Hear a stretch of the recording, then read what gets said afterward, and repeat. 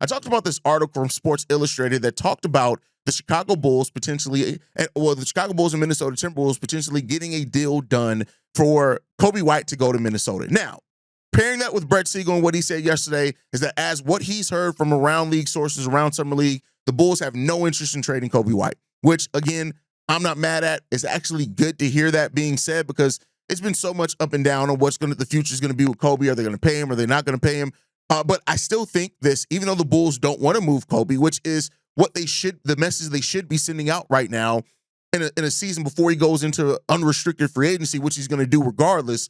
But of that happening, you should be pulling out, hey, we want you here. Now, as that goes on and the season goes on, and maybe you start feeling differently. Maybe you do hear that Coby is open to moving in the offseason. Maybe the pairing with him and Josh Giddey doesn't work.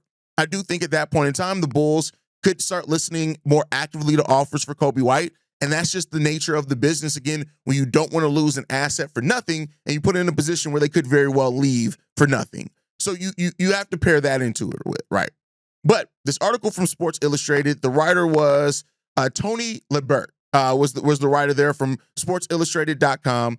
And he said he had an article in which the Minnesota Timberwolves could be focusing on getting Coby White as an additional ball handler and a player that could become a trade candidate for them, right? Saying this, the NBA offseason is here and we're almost 24 hours away. And the never stops teams from making blockbuster trades. Bulls guard Coby White is a player who continues to be mentioned as a potential trade candidate this offseason. So let's look at what Minnesota could put together in hopes of acquiring him.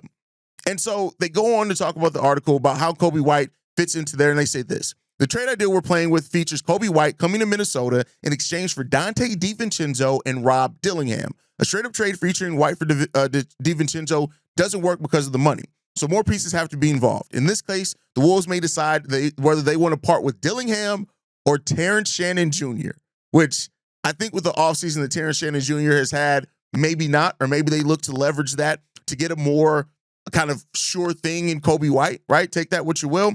White is still only 25 years old and is coming off a breakout year, so Chicago's not going to part ways with him for nothing. DiVincenzo saw a scoring dip from 15.5 points per game in 2023-24 to 11.7 last season, but he's still one of the most team-friendly contracts in the NBA. Pairing him with Dillingham could get Minnesota a lead guard option who's ready to compete as a starter next season.